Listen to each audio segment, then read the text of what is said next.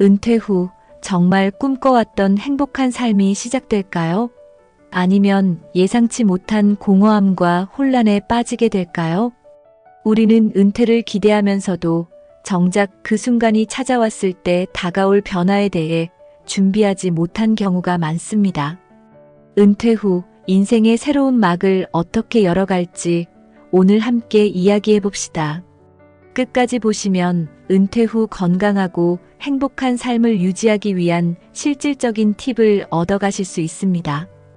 은퇴는 우리 삶에서 중요한 전환점입니다. 직장에서의 역할을 내려놓고 새로운 삶을 시작하는 시기죠. 많은 사람들이 은퇴 후 처음에는 해방감과 자유를 느끼며 기대감에 부풀어 있습니다. 하지만 시간이 지나면서 공허함과 상실감이 찾아오고 나는 이제 무엇을 해야 할까? 라는 막연한 고민에 빠지기도 합니다. 평생 몸담았던 일터에서 벗어나며 자신감을 잃거나 누군가에게 필요한 존재라는 느낌을 상실하기도 합니다. 그러나 이러한 변화를 이해하고 받아들인다면 오히려 자신만의 새로운 가능성을 열 수 있는 시기가 될 수 있습니다. 먼저 은퇴 후 많은 사람들이 느끼는 일반적인 심리를 살펴볼까요? 처음에는 오랜 시간 동안 매일 반복되던 업무에서 벗어나며 해방감과 자유를 만끽하게 됩니다. 하지만 점점 직장에서의 역할이 사라지고 사회적 연결이 줄어들면서 공허함과 상실감을 경험하는 경우가 많습니다. 특히 나는 이제 무엇을 해야 할까? 내 가치는 무엇일까? 라는 질문이 머릿속을 맴돌게 되죠. 이 시기에는 미래에 대한 막연한 불안감과 과거에 대한 회상으로 감정 기복이 심해지기도 합니다. 중요한 것은 이러한 감정이 자연스러운 과정임을 이해하고 적절히 대응하는 것입니다. 하지만 은퇴 후 이러한 심리가 잘못된 방향으로 흘러간다면 어떻게 될까요? 가장 흔한 문제가 정체성 상실감입니다. 직장에서 맡았던 역할이 없어지며 자신이 어떤 사람인지 혼란스러워지는 경우가 많습니다. 또한 우울감과 외로움은 은퇴 후 사회적 연결이 줄어들면서 자주 나타납니다. 더 이상 동료들과 매일 대화하지 못하고 소소한 일상의 이야기를 나눌 기회가 줄어들기 때문입니다. 이러한 정서는 단순한 슬픔이 아니라 장기적으로 삶의 활력을 떨어뜨리고 건강을 해칠 수도 있습니다. 마지막으로 무력감과 목표 상실은 은퇴 후 삶을 무의미하게 느끼게 만드는 주요 원인입니다. 목표나 할 일이 없으면 하루하루를 무기력하게 보내기 쉽습니다. 이러한 무기력은 자존감을 떨어뜨리고 더 큰 우울증으로 이어질 가능성이 높습니다. 자신이 삶에서 더 이상 쓸모없다고 느끼는 순간 삶에 대한 열정도 잃어버리기 쉽습니다. 은퇴 후의 삶을 충만하게 만들기 위해서는 이러한 심리를 미리 인식하고 적극적으로 대처해야 합니다. 이러한 심리는 신체와 삶 전반에 부정적인 영향을 미칠 수 있습니다. 첫 번째로 건강이 악화될 수 있습니다. 스트레스와 우울감은 수면 장애를 유발하고 면역력을 약화시키며 심혈관 질환의 위험을 높입니다. 심리적 스트레스는 호르몬 불균형을 초래하며 만성 피로나 체중 증가와 같은 문제를 유발할 수도 있습니다. 은퇴 후 건강 관리를 소홀히 하면 작은 질병도 큰 문제로 번질 가능성이 높아집니다.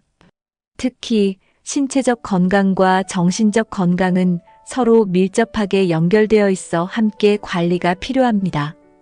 두 번째로 가족 관계에 갈등이 생길 수 있습니다. 은퇴 후 집에서 보내는 시간이 많아지면서 부부나 자녀 간의 소통 부족이 불만으로 이어질 수 있죠.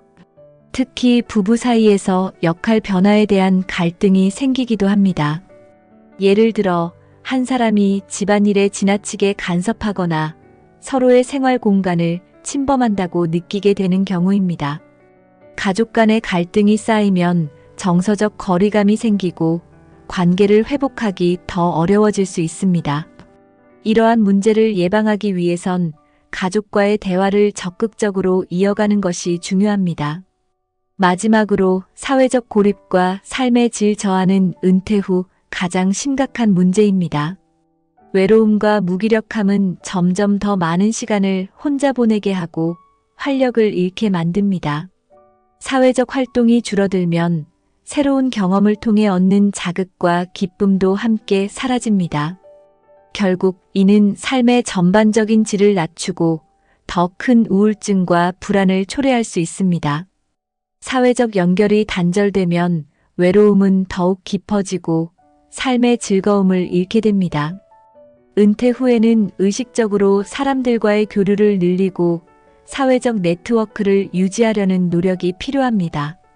그렇다면 은퇴 후에도 건강하고 활기찬 삶을 유지하기 위해 무엇을 해야 할까요? 가장 먼저 새로운 일상과 루틴을 만드는 것이 중요합니다. 아침에 정해진 시간에 일어나 산책을 하거나 간단한 운동을 해보세요.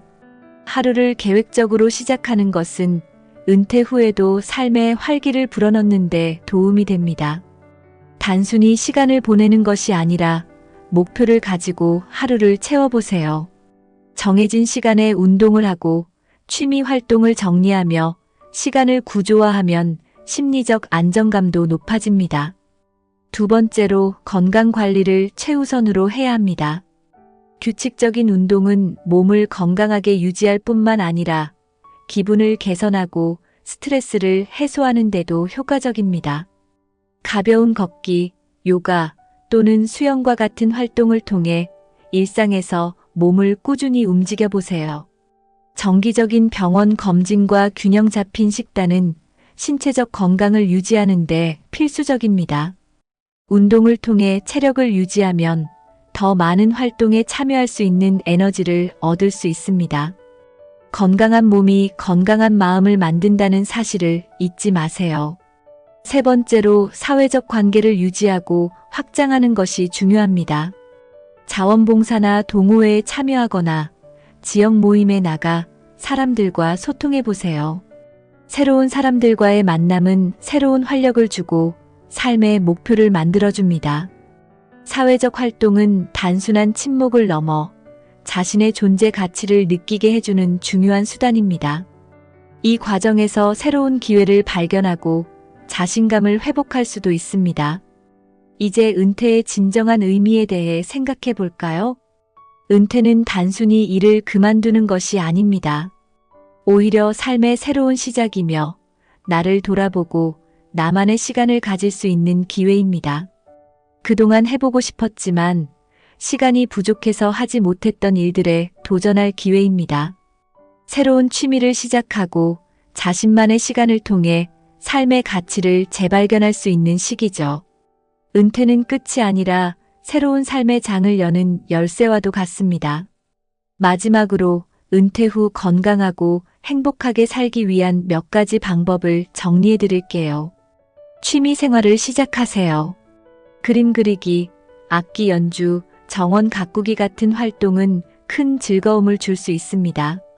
새로운 배움과 도전에 나서보세요. 책 읽기, 새로운 기술 배우기, 혹은 자격증에 도전하는 것도 좋습니다. 긍정적인 마음을 유지하세요. 감사하는 마음으로 하루를 시작하고 소소한 행복을 발견하는 연습을 해보세요. 꾸준히 목표를 세우세요.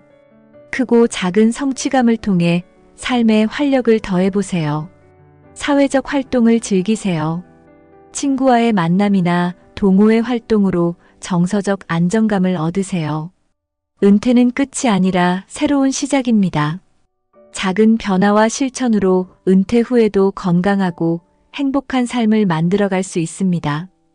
여러분은 은퇴 후 어떤 계획을 가지고 계신가요? 이 영상이 여러분의 새로운 시작에 도움이 되길 바랍니다. 좋아요와 구독, 알림 설정 부탁드리며 여러분의 소중한 의견은 댓글로 나눠주세요. 감사합니다.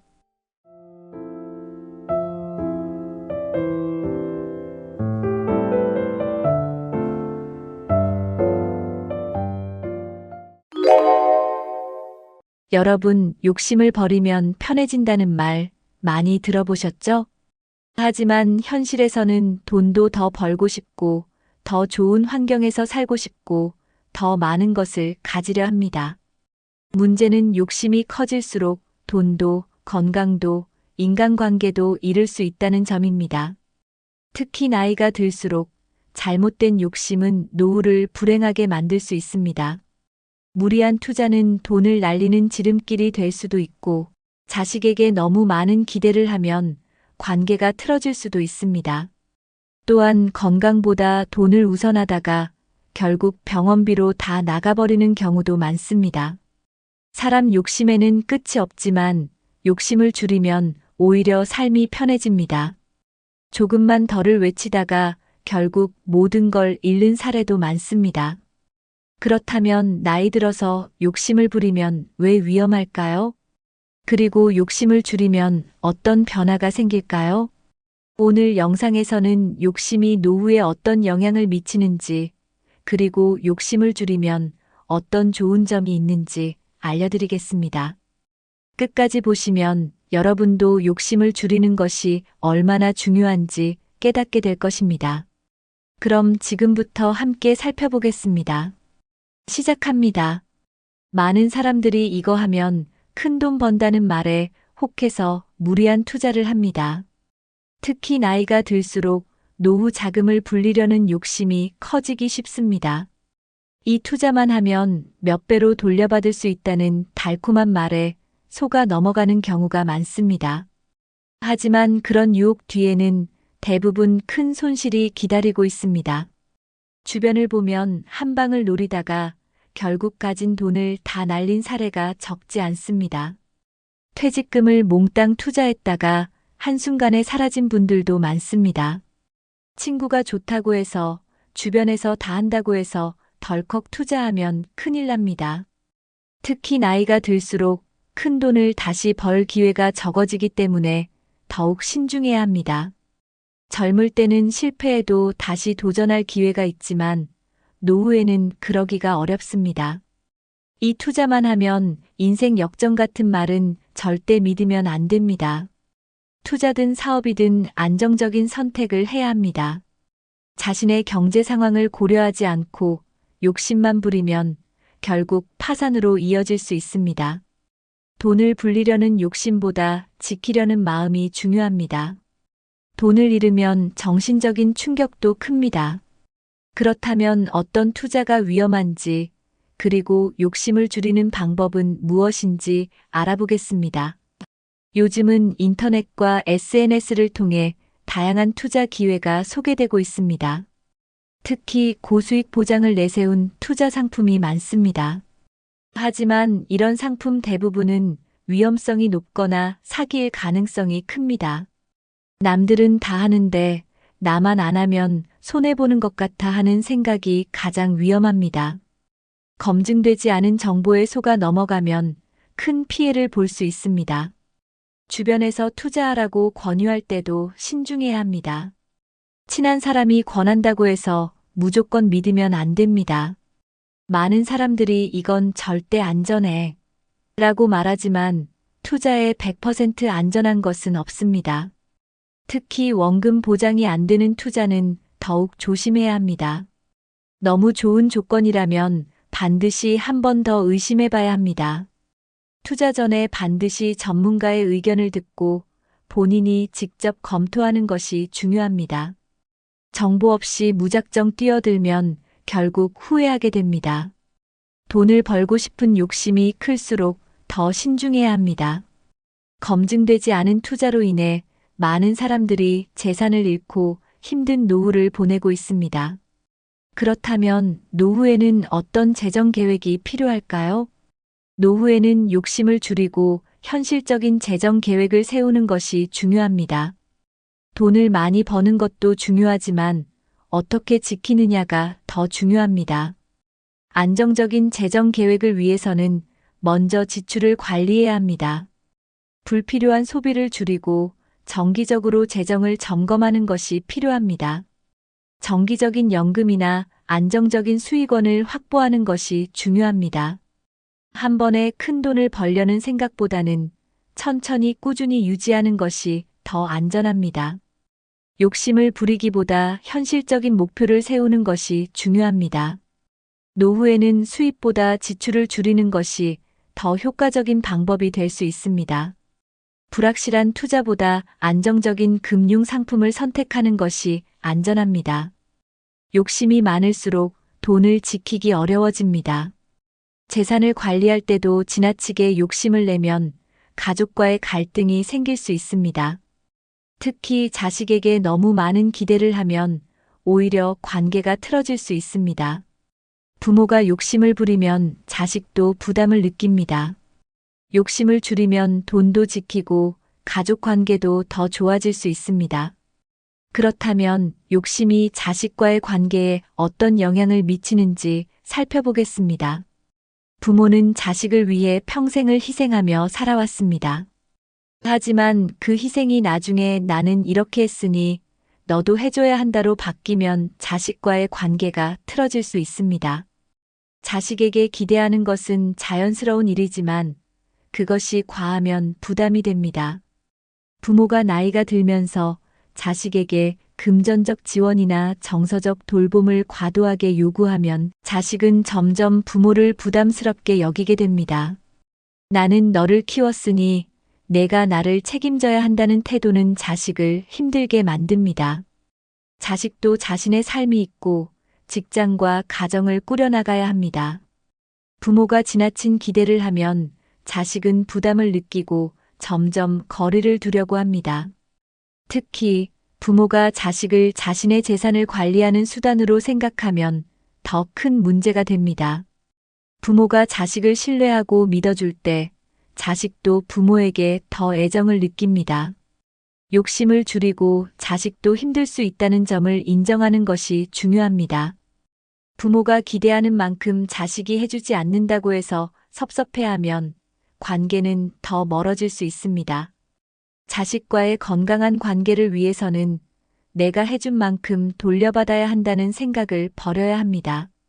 부모가 먼저 욕심을 내려놓을 때 자식도 부모를 더 잘 챙기고 싶어집니다. 그렇다면 부모의 재산을 두고 가족 간 갈등이 생기는 이유는 무엇일까요?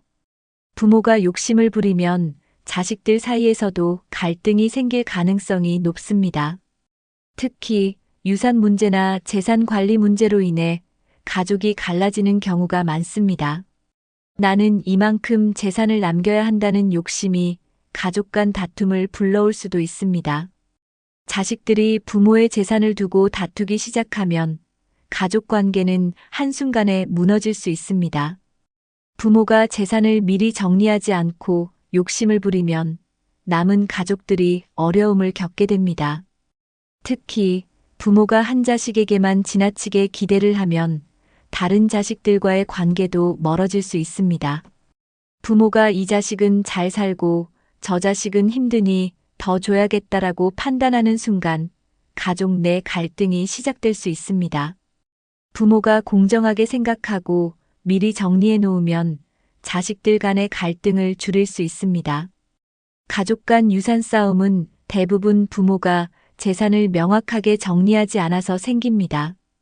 욕심을 버리고 공정하고 투명하게 재산을 정리하는 것이 중요합니다.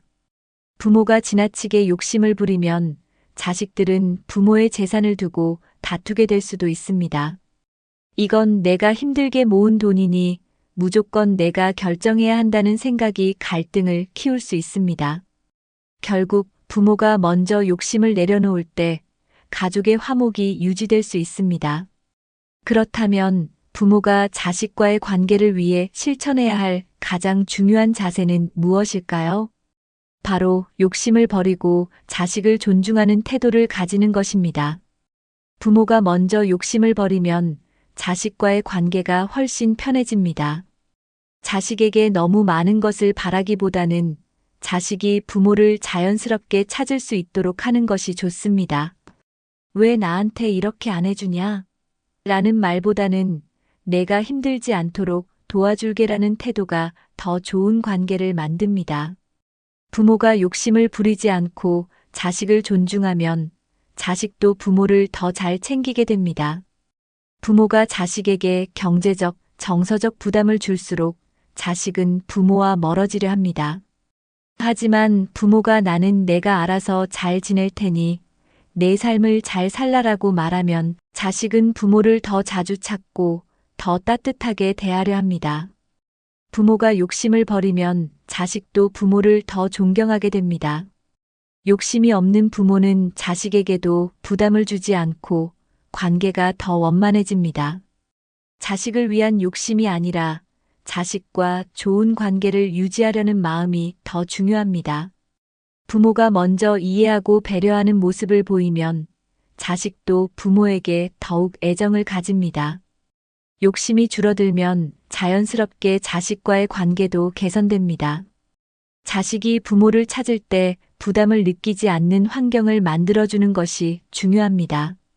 결국 부모가 먼저 욕심을 내려놓으면 자식도 부모를 더 잘 챙기게 됩니다. 그렇다면 욕심이 건강에도 나쁜 영향을 미치는 이유는 무엇일까요? 나이가 들수록 경제적인 불안감을 느끼는 경우가 많습니다. 조금만 더 돈을 모아야겠다. 내가 가진 것이 부족할지도 몰라라는 생각이 계속됩니다. 하지만 이런 재산 욕심이 결국 스트레스를 만들어냅니다. 재산을 늘려야 한다는 강박이 심해지면 불안감도 커지게 됩니다. 불안감이 쌓이면 수면 부족, 고혈압, 소화불량 같은 건강 문제로 이어질 수 있습니다. 또한 돈에 대한 걱정이 많아질수록 마음이 불안해지고 신경이 예민해집니다. 돈을 지키고 싶다는 욕심이 지나치면 작은 돈 문제에도 스트레스를 받게 됩니다. 결국 경제적인 걱정이 정신 건강에도 악영향을 미치게 됩니다. 과한 욕심이 없으면 불필요한 걱정에서 자유로워질 수 있습니다. 현재 가진 것에 만족하는 삶이 가장 건강한 삶입니다. 지나친 욕심이 스트레스와 불안을 만들고 그 스트레스가 결국 몸을 망치는 원인이 됩니다. 돈은 필요하지만 돈 때문에 건강을 해치면 아무 의미가 없습니다. 그렇다면 건강보다 돈을 우선하면 어떤 문제가 생길까요? 건강이 뒷받침되지 않으면 돈도 의미가 없다는 사실을 알아보겠습니다.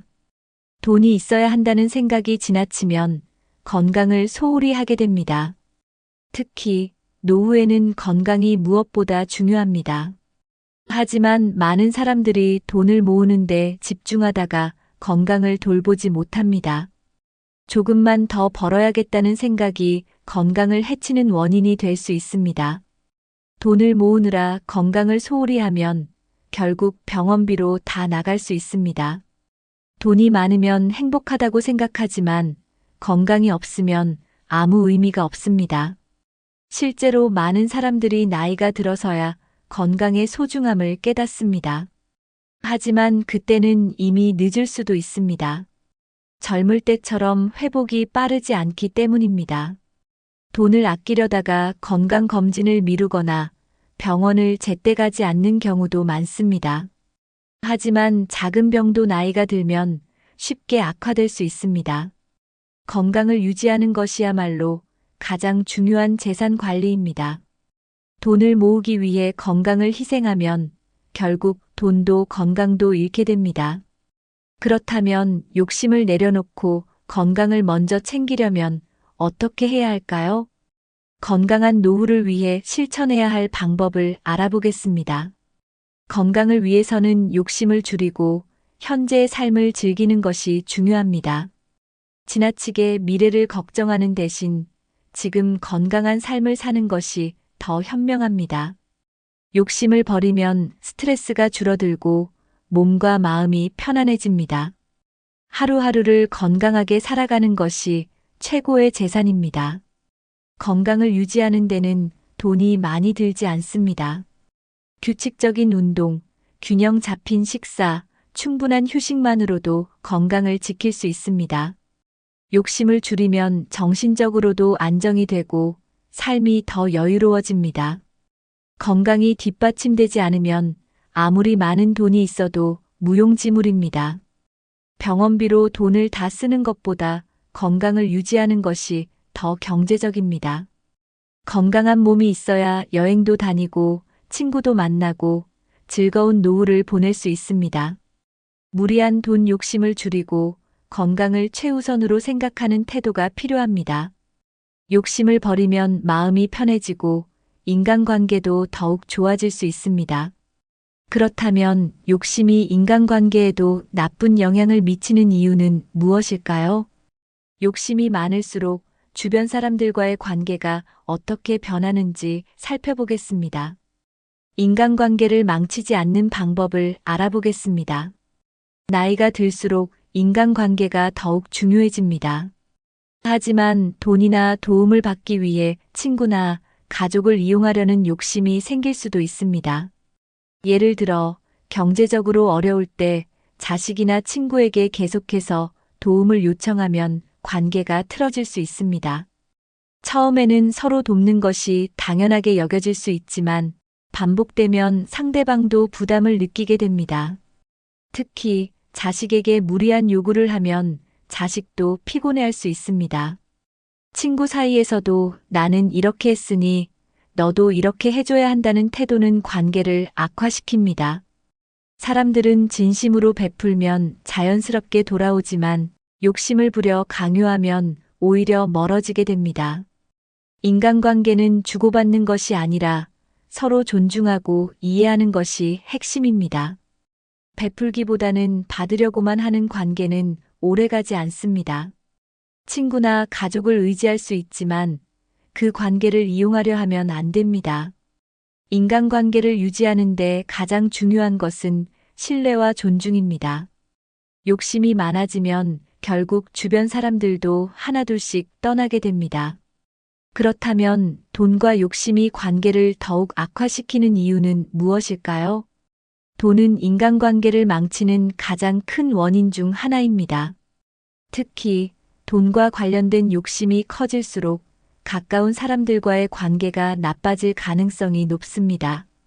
친구나 가족 사이에서도 돈 문제로 갈등이 생기면 회복하기 어렵습니다. 나이 들었으니 이제 자식이 다 해줘야 한다는 생각이 강하면 자식과의 관계도 나빠질 수 있습니다. 친구 사이에서도 이 정도는 해줘야 하는 거 아니야? 라는 태도가 생기면 문제가 됩니다. 인간관계는 돈으로 유지되는 것이 아니라 신뢰와 배려로 유지됩니다. 돈이 필요할 때 주변 사람들에게 손을 내미는 것은 가능하지만 그것이 반복되면 상대방도 피곤함을 느끼게 됩니다. 특히 돈을 빌리고 갚지 않는 경우 신뢰가 깨질 수 있습니다. 어차피 가까운 사이니까 괜찮겠지라는 생각이 오히려 관계를 악화시킵니다. 돈 때문에 멀어진 사람들은 다시 가까워지기가 어렵습니다. 사람들은 돈보다는 진심과 배려를 더 중요하게 생각합니다. 돈을 중심으로 인간관계를 맺으면 결국엔 그 관계도 쉽게 무너집니다. 욕심을 줄이고 진심으로 다가가야 관계가 오래 유지됩니다. 그렇다면 어떻게 하면 인간관계를 더 돈독하게 만들 수 있을까요? 욕심을 줄이고 베풀면서 사는 것이 건강한 인간관계를 유지하는 비결입니다. 작은 것이라도 나누면 주변 사람들도 더 가까워집니다. 도움을 받을 생각보다는 먼저 도움을 주려고 하면 관계가 더욱 깊어집니다. 자식이나 친구가 부모나 주변 사람을 부담스럽게 느끼지 않도록 하는 것이 중요합니다. 나는 해준 게 많으니 너도 해야 한다는 생각을 버려야 합니다. 베풀 때에도 진심으로 해야 관계가 지속됩니다. 인위적인 베풀미나 계산적인 관계는 결국 무너질 수밖에 없습니다. 베풀면서도 기대하지 않으면 더 많은 것을 얻을 수 있습니다. 주변 사람들과 좋은 관계를 유지하는 가장 좋은 방법은 작은 배려입니다. 때로는 금전적인 것보다 마음에서 우러나오는 관심과 사랑이 더 중요합니다. 자주 연락하고 안부를 묻는 것만으로도 인간관계를 유지할 수 있습니다. 주변 사람들에게 먼저 다가가고 먼저 챙기는 태도가 필요합니다. 욕심을 버리고 베풀면서 살면 자연스럽게 주변 사람들도 더 따뜻하게 대해줍니다. 그렇다면 나이 들어 욕심을 부리면 왜 사기와 유혹에 쉽게 빠지게 될까요? 욕심이 클수록 위험한 상황에 빠질 가능성이 높은 이유를 살펴보겠습니다. 많은 사람들이 돈을 쉽게 벌고 싶어 합니다. 특히 나이가 들수록 경제적인 불안감이 커지면서 고수익 보장 같은 말에 쉽게 현혹됩니다. 이거 하면 몇 배로 불어나요라는 말은 대부분 사기입니다. 하지만 사람들은 혹시나 하는 마음으로 이런 유혹에 빠집니다. 나는 괜찮겠지라고 생각하지만 결국 큰 손실을 입는 경우가 많습니다. 사기꾼들은 항상 안전하다, 위험이 없다고 말합니다. 하지만 투자에 100% 안전한 것은 절대 없습니다. 고수익을 보장한다는 말이 나오는 순간 반드시 의심해야 합니다. 나이가 들수록 새로운 투자에 신중해지는 것이 필요합니다. 재산을 지키는 것이 무리하게 늘리려는 것보다 더 중요합니다. 사기꾼들은 감언이설로 접근해서 신뢰를 쌓으려고 합니다. 특히 친한 사람을 통해 접근하면 더 믿게 되는 경우가 많습니다. 그러나 대부분의 사기는 아는 사람을 통해 이루어집니다. 결국 욕심을 부리면 사기에 쉽게 빠질 수 있습니다. 그렇다면 어떤 유형의 사기 수법이 가장 위험할까요? 이 투자만 하면 부자가 될 수 있다는 말을 듣고 돈을 맡겼다가 전 재산을 잃는 경우가 많습니다. 특히 은퇴 후에는 정기적인 수입이 없기 때문에 돈을 잃으면 다시 회복하기 어렵습니다. 사기를 당하는 사람들은 대부분 안전한 투자라고 믿고 돈을 맡깁니다. 하지만 사기꾼들은 투자금을 돌려줄 생각이 없습니다. 많은 사람들이 은퇴 후 투자로 돈을 불리려다가 오히려 모든 것을 잃었습니다. 은행보다 높은 이자를 보장한다는 말은 대부분 거짓입니다. 주식, 가상화폐, 부동산 투자도 조심해야 합니다. 전문가의 조언 없이 투자하면 큰 손실을 볼 수 있습니다. 나이가 들수록 욕심보다 안전이 우선이어야 합니다. 사기를 당하지 않으려면 투자는 반드시 검증된 곳에서 해야 합니다. 검증되지 않은 투자 상품은 피하는 것이 최선입니다. 친구도 했으니까 나도 해볼까? 하는 생각이 가장 위험합니다. 재산을 지키는 것이 노후를 편안하게 보내는 가장 좋은 방법입니다. 이제 욕심을 버리고 현실적인 선택을 해야 하는 이유를 살펴보겠습니다. 돈보다 중요한 것이 무엇인지 다시 한번 생각해 보겠습니다. 많은 사람들이 조금만 더 있으면 편할 텐데라는 생각으로 무리한 투자를 합니다. 하지만 현실적으로 보면 돈을 안전하게 지키는 것이 돈을 불리는 것보다 중요합니다. 한 번만 덜하는 욕심이 결국 전 재산을 날리는 원인이 됩니다. 나이가 들수록 위험을 감수하는 선택보다는 안정적인 선택을 해야 합니다. 고수익, 무위험이라는 말이 나오는 순간 반드시 의심해야 합니다. 재산을 불리려 하기보다 현재 가진 것을 어떻게 안전하게 관리할 것인지가 중요합니다. 돈이 많다고 해서 행복한 것은 아닙니다. 오히려 돈을 잃지 않으려는 스트레스가 더 큰 불행을 가져올 수 있습니다. 현실적인 재정 계획을 세우고 무리한 욕심을 버리는 것이 노후를 편안하게 만듭니다. 지나친 욕심은 결국 더 큰 손해를 불러옵니다. 나이가 들수록 재산보다 중요한 것은 건강과 인간관계입니다. 돈을 벌고 싶다는 욕심을 줄이면 마음이 훨씬 가벼워집니다. 현실적으로 가능한 범위에서 안정적인 삶을 유지하는 것이 현명한 선택입니다. 이제 욕심을 줄이면 삶이 어떻게 달라지는지 살펴보겠습니다. 욕심 없이 살아가는 것이 왜 더 행복한지 알아보겠습니다. 조금 더 있으면 좋겠다는 생각이 반복되면 끝이 없습니다. 하지만 지금 이 정도면 충분하다는 마음을 가지면 삶이 훨씬 가벼워집니다. 욕심을 부리면 항상 부족하다고 느끼게 됩니다.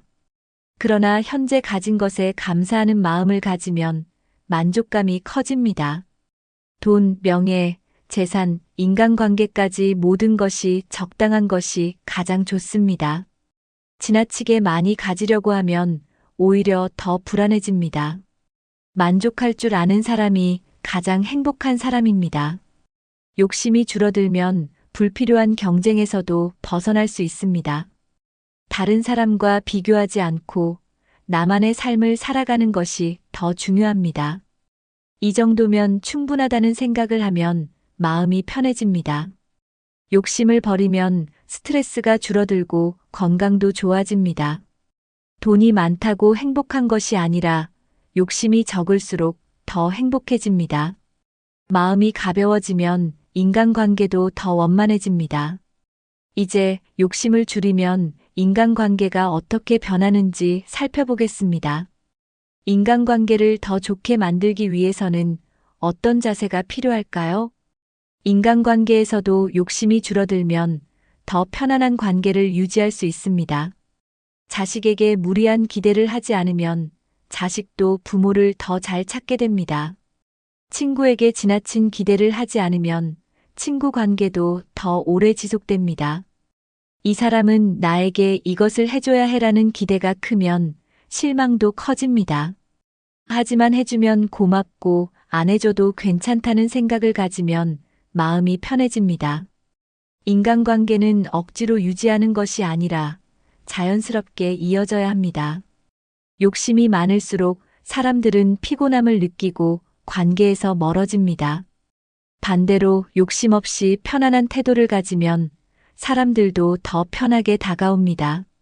돈, 인정, 기대에서 자유로워질 때 관계도 더 건강해집니다. 나는 이렇게 했으니 너도 이렇게 해야 해라는 생각을 버려야 합니다.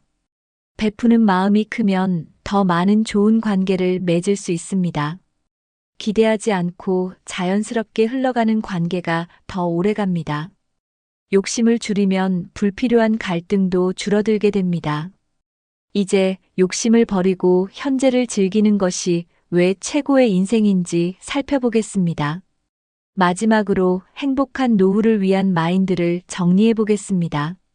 미래를 위해라는 이유로 현재를 희생하는 경우가 많습니다. 하지만 노후에는 현재를 즐기는 것이 더 중요합니다. 과거를 후회하거나 미래를 걱정하기보다는 지금을 살아야 합니다. 욕심이 줄어들면 소소한 일상에서도 행복을 찾을 수 있습니다.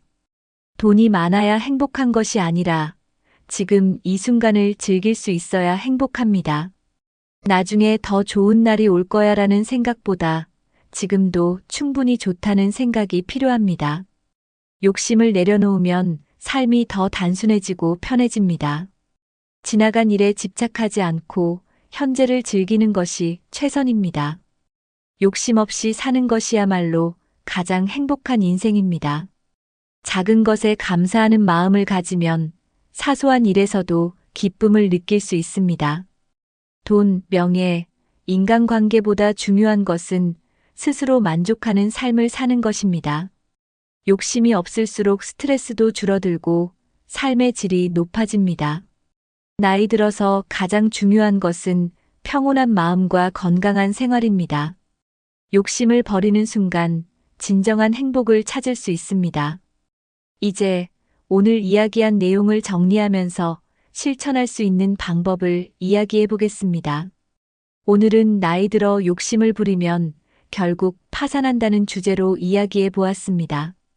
욕심이 많아질수록 돈, 건강, 인간관계까지 모두 잃을 수 있습니다. 무리한 투자와 사기에 빠지지 않도록 조심해야 합니다. 자식에게 너무 많은 것을 기대하면 관계가 틀어질 수 있습니다. 건강보다 돈을 우선하면 결국 병원비로 다 나갈 수도 있습니다. 인간관계에서도 욕심을 줄여야 오래가는 관계를 만들 수 있습니다. 돈보다 중요한 것은 현재의 행복과 건강한 마음가짐입니다. 욕심을 내려놓으면 인생이 더 편해지고 더 많은 것을 얻게 됩니다. 나는 지금 이대로 충분하다는 생각을 가지는 것이 가장 중요합니다. 여러분은 욕심 때문에 후회했던 경험이 있으신가요? 혹은 욕심을 내려놓고 더 행복해졌던 순간이 있으신가요? 여러분의 경험을 댓글로 남겨주시면 많은 분들에게 도움이 될 것입니다. 이 영상이 공감되셨다면 좋아요와 구독도 부탁드립니다. 오늘부터 작은 욕심 하나씩 내려놓고 더 편안한 삶을 살아보세요. 여러분의 행복한 인생을 응원합니다. 다음 영상에서 또 만나요.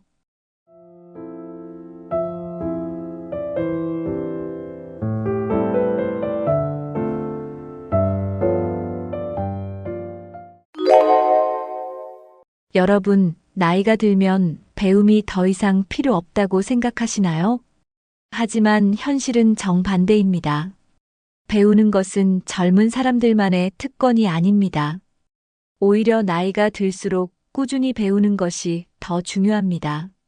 배움이 없으면 사고가 굳어지고 삶이 단조로워지기 쉽습니다.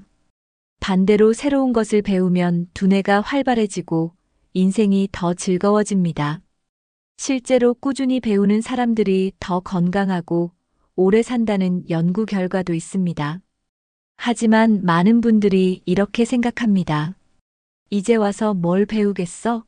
또 배운다고 뭐가 달라지겠어? 하지만 절대 그렇지 않습니다. 배움은 우리의 뇌를 깨우고 새로운 기회를 만들어줍니다.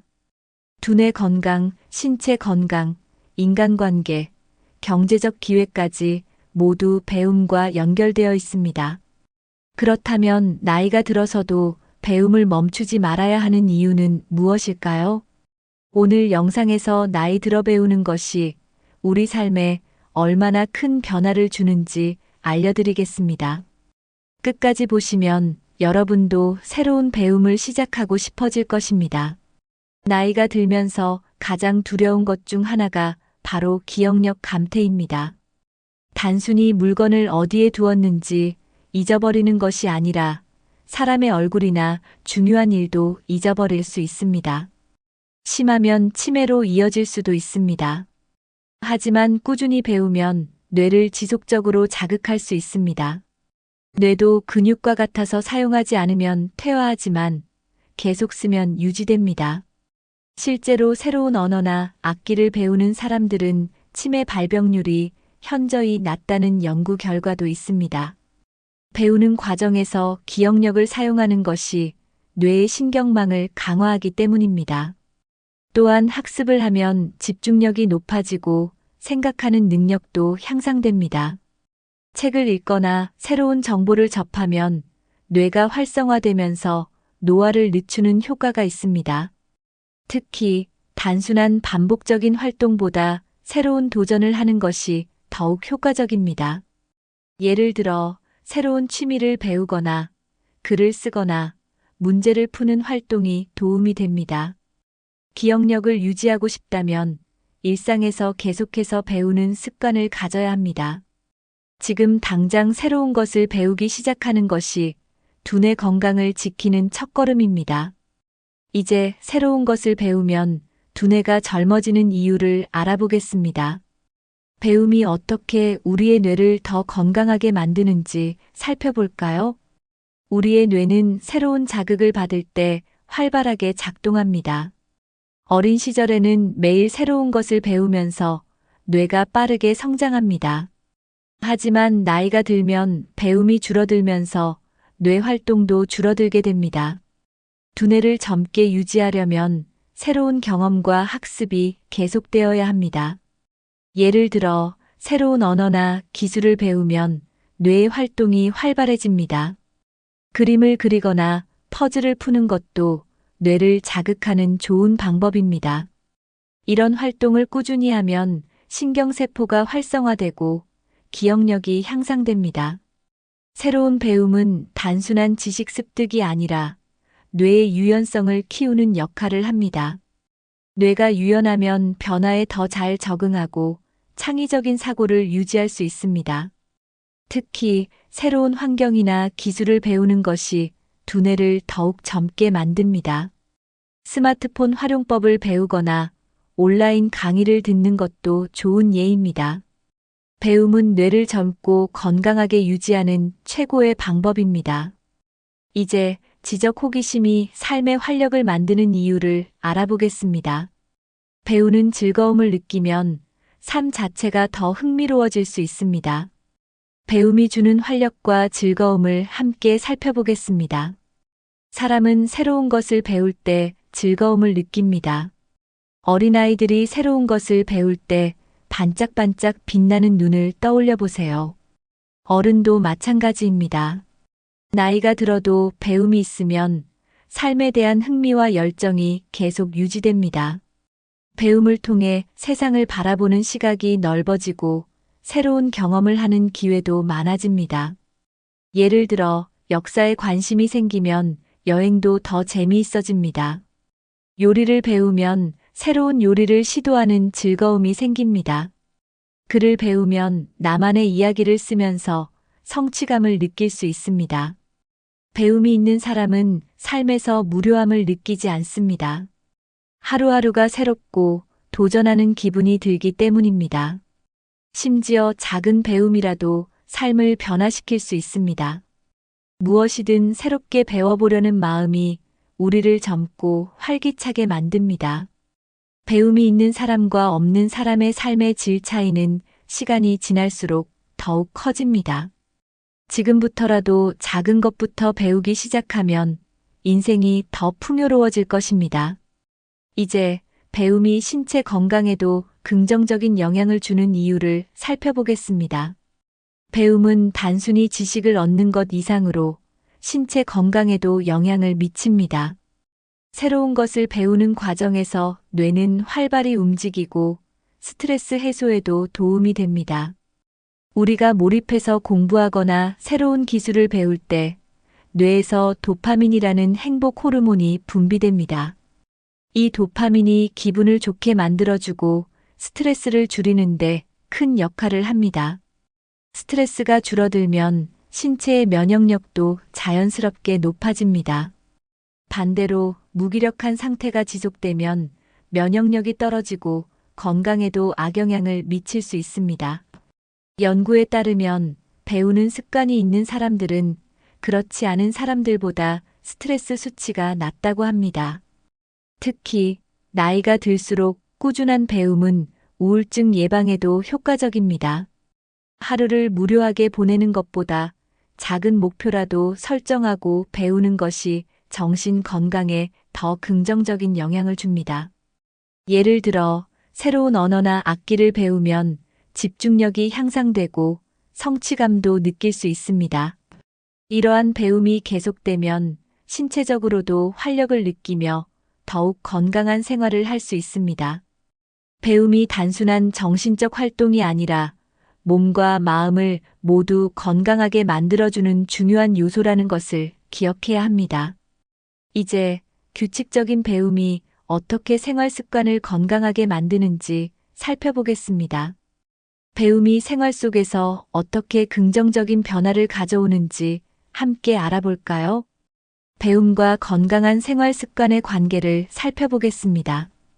배움이 있는 사람과 없는 사람의 하루 일과를 비교해 보면 차이가 확연합니다. 배우는 습관이 있는 사람들은 규칙적인 생활을 유지하려는 경향이 강합니다. 매일 일정한 시간에 공부하거나 새로운 정보를 습득하려고 노력하기 때문입니다. 반면 배움이 없는 사람들은 생활 패턴이 흐트러지기 쉽습니다.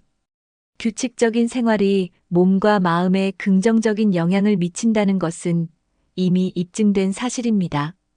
아침에 일정한 시간에 일어나서 책을 읽거나 강의를 듣거나 필기를 하는 것만으로도 뇌가 활성화됩니다. 이러한 습관이 계속되면 자연스럽게 식사 시간, 수면 시간, 운동 습관까지도 규칙적으로 유지할 가능성이 높아집니다.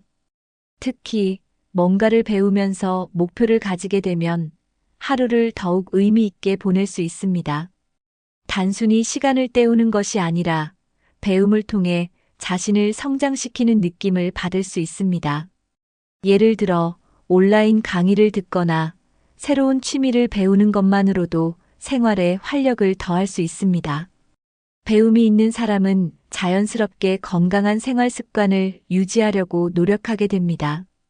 나이가 들수록 습관이 중요합니다. 꾸준히 배우면 시간을 알차게 보내는 법을 익히고 삶의 질을 높일 수 있습니다. 이제 배움을 통해 새로운 운동이나 취미를 익히는 것이 왜 중요한지 알아보겠습니다. 배움이 단순한 지식 습득을 넘어 신체 활동과 연결되는 방법을 살펴보겠습니다. 배우는 것은 꼭 책상에 앉아서 하는 것만이 아닙니다. 새로운 운동을 배우거나 취미 활동을 시작하는 것도 중요한 배움의 한 형태입니다. 나이가 들수록 신체 활동이 줄어들기 쉽지만 배움을 통해 적극적으로 움직일 기회를 만들 수 있습니다. 예를 들어 요가나 필라테스를 배운다면 유연성이 좋아지고 관절 건강도 지킬 수 있습니다. 새로운 춤을 배우거나 실내 운동을 배운다면 심폐기능이 향상되고 혈액순환에도 도움이 됩니다. 또 정원을 가꾸거나 도예 같은 새로운 취미를 배우면 소근육을 자극하고 손의 감각을 유지할 수 있습니다. 이러한 활동들은 단순한 취미를 넘어 건강을 유지하는 중요한 습관이 될 수 있습니다. 배움을 통해 몸을 움직이는 습관을 들이면 자연스럽게 건강한 생활을 유지할 수 있습니다. 특히 새로운 취미나 운동을 배우면 몸뿐만 아니라 마음도 건강해집니다. 새로운 도전을 한다는 것은 삶에 대한 흥미를 유지하는 데 중요한 역할을 합니다. 취미를 배우면서 얻는 성취감이 삶의 활력을 되찾게 해줄 수 있습니다. 또 새로운 운동을 배우면서 친구를 사귈 수도 있습니다. 배우면서 사람들과 교류하는 기회가 많아지면 사회적 활동이 늘어나고 외로움도 줄어듭니다. 이제 배움이 새로운 인간관계를 형성하는 데 도움이 되는 이유를 살펴보겠습니다. 배움이 어떻게 우리의 인간관계를 넓히고 더 의미 있는 만남을 만들어주는지 알아볼까요? 나이가 들수록 새로운 인간관계를 맺는 것이 쉽지 않습니다. 하지만 배우는 과정에서는 자연스럽게 사람들과 어울릴 기회가 생깁니다.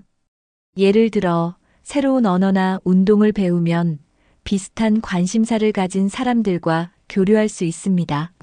학습하는 환경에서는 경쟁보다는 서로 도와가며 배우는 분위기가 형성됩니다.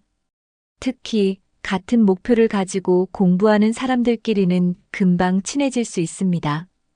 혼자서 배우는 것보다 같이 배우는 것이 훨씬 더 재미있고 효과적입니다. 스터디 모임이나 동호회에 참여하면 배움도 하고 친구도 사귈 수 있습니다. 새로운 사람을 만나는 것이 두렵다면 온라인 학습이나 비대면 모임을 활용하는 것도 좋은 방법입니다. 중요한 것은 나와 관심사가 맞는 사람들과 자연스럽게 어울릴 수 있다는 점입니다. 나이가 들어도 새로운 친구를 사귈 수 있다는 가능성을 열어두는 것이 중요합니다. 배우는 과정에서 친해진 사람들은 공통된 관심사를 가지고 있기 때문에 더 오래 관계를 유지할 수도 있습니다. 특히 나와 비슷한 연령대의 사람들이 함께 배우면 더욱 친밀한 관계를 형성할 수 있습니다. 새로운 배움이 새로운 만남으로 이어지고 인생의 즐거움도 커질 수 있습니다. 이제 공통된 관심사를 가진 사람들과 교류하는 것이 왜 중요한지 살펴보겠습니다. 배움이 단순한 지식 습득을 넘어 인간관계를 형성하는데 어떤 도움을 주는지 알아보겠습니다. 사람들과 친해지는 가장 좋은 방법은 공통된 관심사를 찾는 것입니다. 같은 취미나 관심사를 가진 사람들은 더 쉽게 친해질 수 있습니다. 예를 들어 여행을 좋아하는 사람들은 여행 관련 강의에서 자연스럽게 모입니다. 또 그림을 배우는 사람들은 미술 모임을 통해 교류할 수 있습니다. 관심사가 같은 사람들과 함께하면 배우는 과정도 즐겁고 인간관계도 더욱 깊어집니다. 학습을 함께하는 사람들은 서로 정보를 공유하면서 더 많은 것을 배울 수 있습니다. 배움을 통해 맺어진 관계는 단순한 형식적인 관계보다 더 오래 지속될 가능성이 큽니다. 나이가 들어도 새로운 사람들과 의미 있는 관계를 맺을 수 있다는 점이 배움의 큰 장점입니다. 또한 배움을 통해 친구뿐만 아니라 멘토를 만날 수도 있습니다. 나보다 먼저 경험한 사람들에게 조언을 들을 수 있고 나도 다른 사람에게 도움을 줄 수 있습니다. 배움은 단순한 개인의 성장뿐만 아니라 다양한 사람들과 연결될 수 있는 기회를 제공합니다. 배움이 있는 곳에서는 대화의 소재도 풍부해지고 관계를 유지하기도 쉬워집니다. 이렇게 맺어진 관계들은 서로에게 긍정적인 영향을 주고받는 기회가 될 수 있습니다. 이제 배움의 과정에서 외로움을 줄이고 사회적 활동을 늘리는 방법을 살펴보겠습니다. 배움이 어떻게 외로움을 해소하고 활기찬 삶을 만들어주는지 알아보겠습니다. 나이가 들수록 외로움을 느끼는 경우가 많아집니다. 하지만 꾸준한 배움은 외로움을 해소하는 데 큰 도움이 됩니다. 배우는 과정에서 사람들과 자연스럽게 어울리면서 사회적 활동이 늘어나기 때문입니다. 학습을 통해 규칙적인 모임을 가지면 자연스럽게 사람들과의 교류도 활발해집니다. 특히 혼자 있는 시간이 많은 사람들은 배움을 통해 새로운 환경을 경험할 수 있습니다. 나이가 들어서도 배움이 있는 사람들은 더 활기차고 긍정적인 삶을 살 가능성이 높습니다. 또한 학습을 하다 보면 새로운 취미가 생기고 이를 통해 또 다른 사람들과 연결될 수도 있습니다. 배움이 없는 생활은 무료함과 단절감을 느끼게 할 수 있습니다. 하지만 배우는 생활은 새로운 목표와 도전 의식을 갖게 해줍니다. 배움이 있는 사람들은 소통하는 기회가 많아지고 자연스럽게 사회적 활동이 늘어나게 됩니다. 새로운 것을 배우면서 자신감을 얻고 더 많은 사람들과 관계를 맺을 수 있습니다. 배움이 없는 생활보다 배움이 있는 생활이 훨씬 더 활기차고 의미가 있습니다. 외롭다고 느낄 때 새로운 것을 배우는 것만으로도 삶의 만족도가 높아질 수 있습니다. 이제 배움이 어떻게 나를 성장시키고 자존감을 높이는지 살펴보겠습니다. 배움이 단순한 지식 습득을 넘어 내면의 성장과 자존감을 높이는데 어떤 역할을 하는지 알아보겠습니다. 새로운 것을 배우고 익히는 과정은 큰 성취감을 줍니다. 작은 목표라도 이루면 자신감이 생기고 삶에 활력이 생깁니다.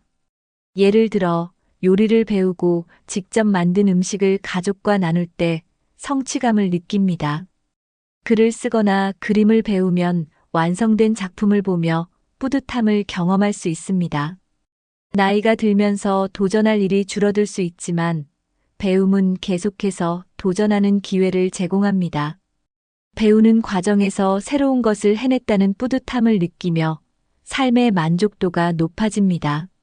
나는 할 수 있다라는 경험이 쌓이면 어떤 일이든 도전하는 태도를 가질 수 있습니다. 나이를 이유로 도전을 피하는 것보다 작은 것이라도 배우며 자신감을 키우는 것이 중요합니다. 작은 변화라도 계속해서 배우는 습관을 들이면 삶이 더 즐거워집니다. 특히 실패하더라도 배우는 과정에서 얻는 경험이 많기 때문에 좌절할 필요가 없습니다. 배움은 한 단계씩 발전하는 과정이므로 꾸준히 하다 보면 어느새 성장한 자신을 발견하게 됩니다. 나이가 많다고 해서 새로운 것을 못 배운다는 생각은 편견입니다.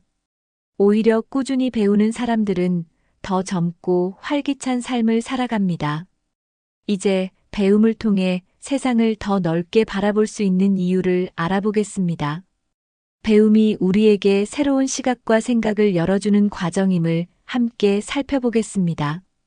배움은 세상을 바라보는 시야를 넓혀줍니다. 새로운 지식을 접하면 이전과는 다른 방식으로 세상을 이해할 수 있습니다. 예를 들어 역사 공부를 하면 과거의 사건들이 현재에 미친 영향을 알게 됩니다. 또 새로운 언어를 배우면 그 나라의 문화와 사고방식을 이해하는 데 도움이 됩니다. 배움이 없는 사람은 자신의 경험 안에서만 사고하기 쉽습니다.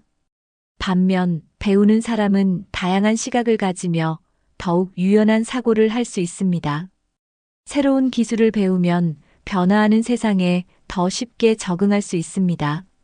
예를 들어 스마트폰이나 컴퓨터를 배우면 디지털 시대에서도 불편함 없이 생활할 수 있습니다. 나이가 들수록 변화하는 세상에 적응하는 것이 어렵다고 느낄 수 있습니다. 하지만 배움을 통해 변화를 긍정적으로 받아들이고 새로운 기회를 찾을 수 있습니다. 변화하는 시대에 뒤처지지 않기 위해서라도 배움을 멈추지 않는 것이 중요합니다. 배움이 없는 삶은 정체된 느낌이 들 수 있지만 배움이 있는 삶은 계속해서 성장하는 느낌을 줍니다. 배우는 과정에서 호기심이 생기고 더 많은 것에 관심을 갖게 됩니다. 이제 배움이 내 삶의 주도권을 가지는데 어떤 도움이 되는지 알아보겠습니다. 배움이 단순한 지식 습득을 넘어 나의 삶을 직접 이끄는 힘을 주는 과정이라는 것을 살펴보겠습니다. 배우는 사람은 자신의 삶을 적극적으로 살아가는 사람입니다. 배움을 통해 내가 원하는 것을 선택하고 주도적으로 삶을 살아갈 수 있습니다. 예를 들어 경제 공부를 하면 노후 자산을 더 효과적으로 관리할 수 있습니다. 건강 관련 지식을 배우면 내 몸을 더 잘 관리할 수 있습니다. 배움은 나를 더 독립적인 사람으로 만들어줍니다. 누군가에게 의존하는 것이 아니라 스스로 생각하고 결정하는 힘을 길러줍니다. 나이가 들어도 배우는 습관이 있는 사람은 새로운 도전을 두려워하지 않습니다. 배움은 나에게 더 많은 선택지를 주고 기회를 만들게 해줍니다. 단순히 남들이 시키는 대로 사는 것이 아니라 내가 원하는 방향으로 내 삶을 이끌 수 있습니다. 배움이 없는 사람들은 종종 변화에 적응하지 못하고 수동적으로 살아가게 됩니다. 하지만 배우는 사람은 변화를 능동적으로 받아들이고 새롭게 적응하는 능력을 가질 수 있습니다. 배우는 것은 곧 나 자신을 위한 투자입니다.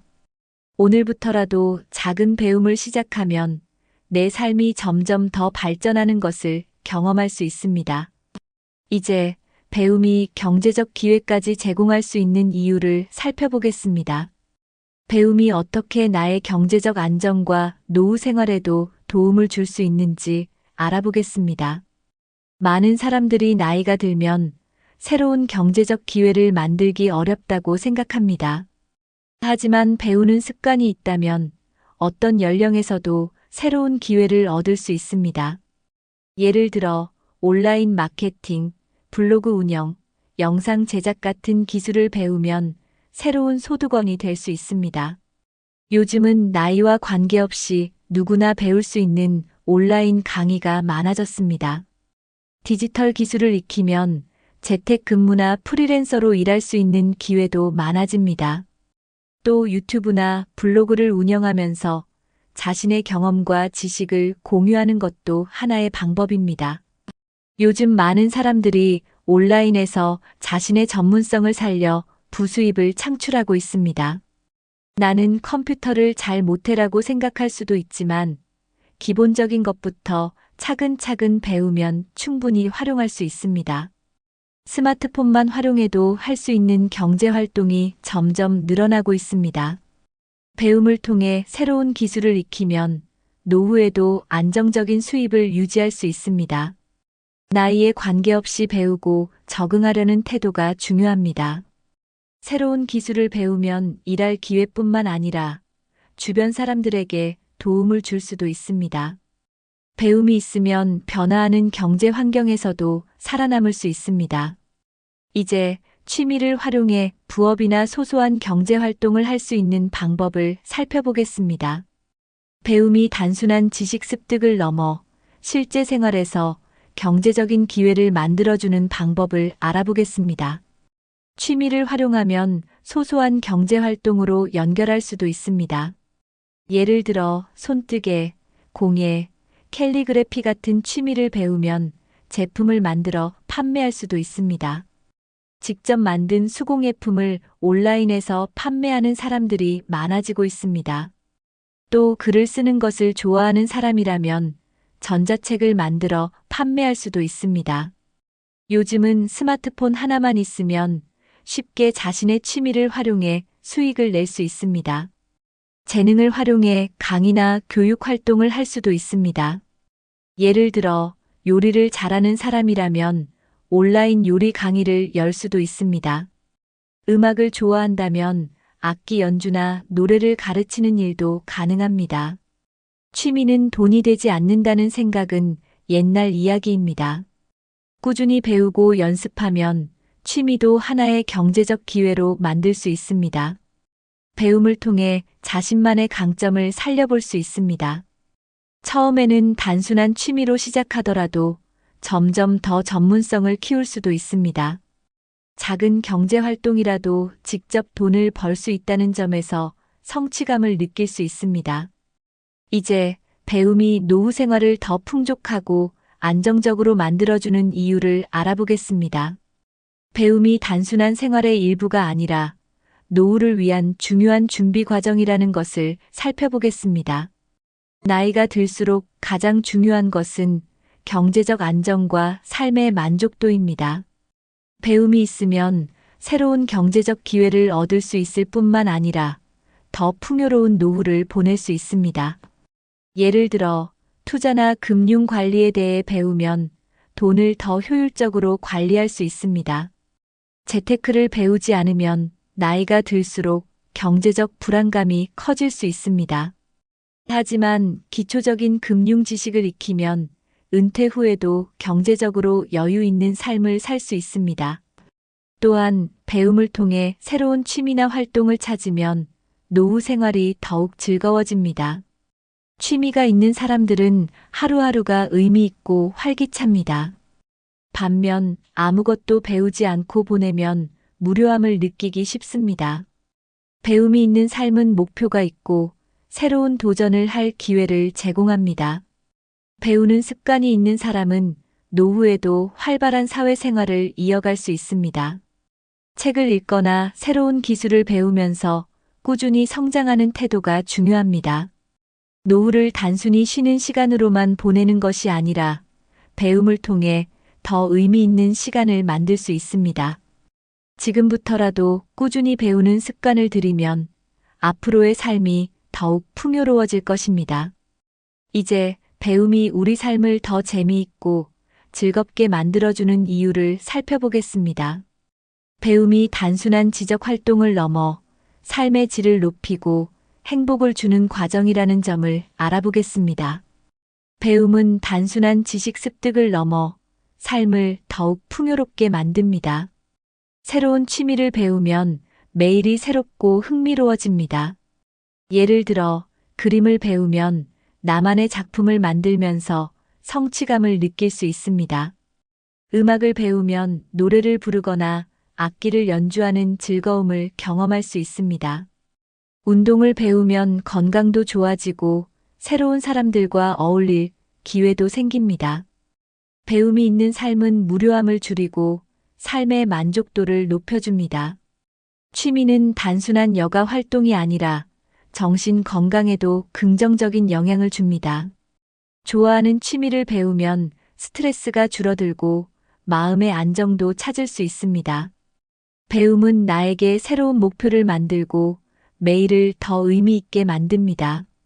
취미를 배우면 인생이 더욱 다채로워지고 다양한 경험을 할 수 있습니다. 나이가 들어도 배움을 지속하면 삶에 대한 열정과 도전 정신을 유지할 수 있습니다.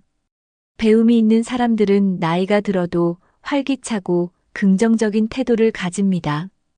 이제 배움을 통해 여행이나 다양한 문화 체험을 즐길 수 있는 방법을 살펴보겠습니다. 배움이 어떻게 우리의 경험을 더욱 넓혀주고 인생을 더 풍성하게 만드는지 알아보겠습니다. 결국 배움은 우리 삶을 더욱 가치 있고 재미있게 만들어주는 요소입니다. 배움은 새로운 경험을 할 수 있는 기회를 제공합니다. 특히 여행과 배움은 서로 밀접한 관계가 있습니다. 예를 들어 새로운 언어를 배우면 외국 여행이 더욱 재미있어집니다. 간단한 현지 언어만 익혀도 여행에서 더 많은 경험을 할 수 있습니다. 또 역사를 배우면 방문하는 나라의 문화와 유적지를 더 깊이 이해할 수 있습니다. 배움을 통해 여행이 단순한 관광이 아니라 문화적 경험이 될 수 있습니다. 새로운 지역의 음식, 전통, 생활 방식을 배우는 것도 하나의 배움입니다. 박물관이나 미술관을 방문할 때 기본적인 예술 지식이 있다면 감상이 더욱 풍부해집니다. 또한 요리를 배우면 세계 각국의 음식을 직접 만들어 보는 재미도 느낄 수 있습니다.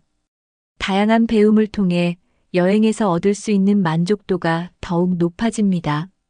여행뿐만 아니라 영화, 문학, 음악 같은 문화 콘텐츠를 더욱 깊이 이해할 수도 있습니다. 예를 들어 클래식을 배우면 오케스트라 공연을 더 재미있게 감상할 수 있습니다. 배움이 있는 사람은 새로운 경험을 적극적으로 받아들이고 더 많은 기회를 가질 수 있습니다. 이제 배움을 지속하면 나이가 들어도 활기찬 삶을 살 수 있는 이유를 살펴보겠습니다. 배움이 어떻게 우리의 삶을 더욱 활기차고 의미 있게 만들어주는지 알아보겠습니다. 배움을 지속하는 사람들은 언제나 긍정적인 에너지를 가지고 있습니다. 새로운 것을 배우는 과정에서 두뇌가 활발하게 움직이고 호기심이 유지됩니다. 배움이 있는 사람들은 변화하는 환경에 더 쉽게 적응할 수 있습니다. 예를 들어 스마트폰이나 컴퓨터 활용법을 배우면 세상과 소통하는 것이 훨씬 쉬워집니다. 기술이 발전할수록 새로운 것을 배우려는 태도가 더욱 중요해집니다. 배우는 사람은 젊은 세대와도 원활하게 소통할 수 있습니다. 배움을 지속하면 자신감이 생기고 삶의 만족도가 올라갑니다. 또한 배움은 스트레스를 줄이고 정신 건강에도 긍정적인 영향을 줍니다. 학습하는 과정에서 성취감을 느끼고 스스로 발전하고 있다는 느낌을 받을 수 있습니다. 배움이 없는 사람들은 점점 무기력해질 수 있지만 배우는 사람들은 항상 도전하는 삶을 삽니다. 새로운 것을 배우면서 자연스럽게 목표를 설정하게 되고 인생이 더욱 활기차게 변합니다.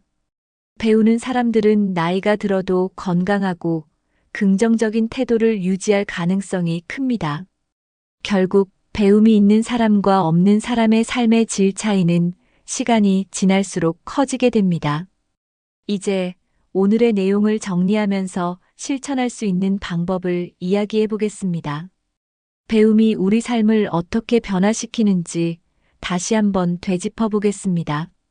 오늘은 나이 들어서도 꾸준히 배워야 하는 이유에 대해 이야기해 보았습니다.